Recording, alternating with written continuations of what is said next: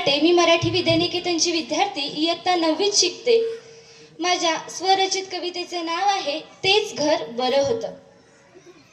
नको मला ते मोठे बंगले, खापऱ्यांचं जुनं घरच छान वाटतं. नको या काळ्या ईशान फरशा, शेण मातीनं सारवलेल्यातच मन रमतं.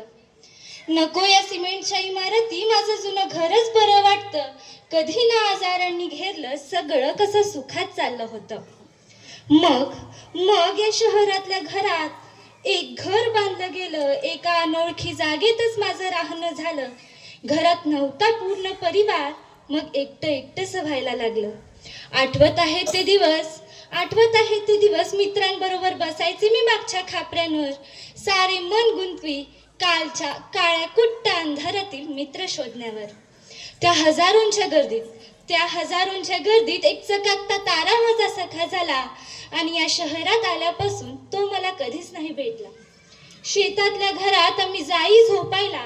उसातल्या आवाजाने मन होई खळवळायला. थंडीनं अंगात उमटत होता काटा, पण दूरवर जात होत्या मनातल्या लाटा. गोठातल्या जनावरांना सुद्धा लागला होता लळा. घरची माय दूध काढत नसेल तर त्या दूधच देत नव्हत्या कितीतरी वेळा.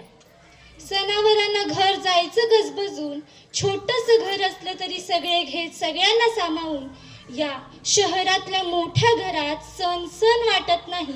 आणि ते वाला सुख आता शोधूनही सापडत नाही. थंडीतल्या रात्री तर मज्जाच व्हायची. झाडाखाली शेकोटी करून गाणी म्हणायची.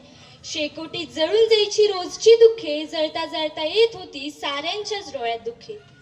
त्या खडबडणाऱ्या फरशांवर, त्या खडबडणाऱ्या फळ्यांवर आजीच्या गोष्टी ऐकत झोपी जाई.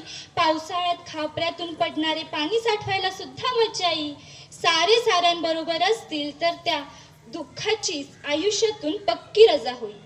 तेथील माणसंच होती वेगळी. आपल्या वाईट वेळी सुद्धा ती व्हायची आपली. या शहरात कोणीच कोणाचं नसतं, आपणच आपल्याला सावरायचं असतं. आणि यामुळेच कुठेतरी माझं किलबिलवानं मन बोलतं, तेच घर बरं होतं. धन्यवाद.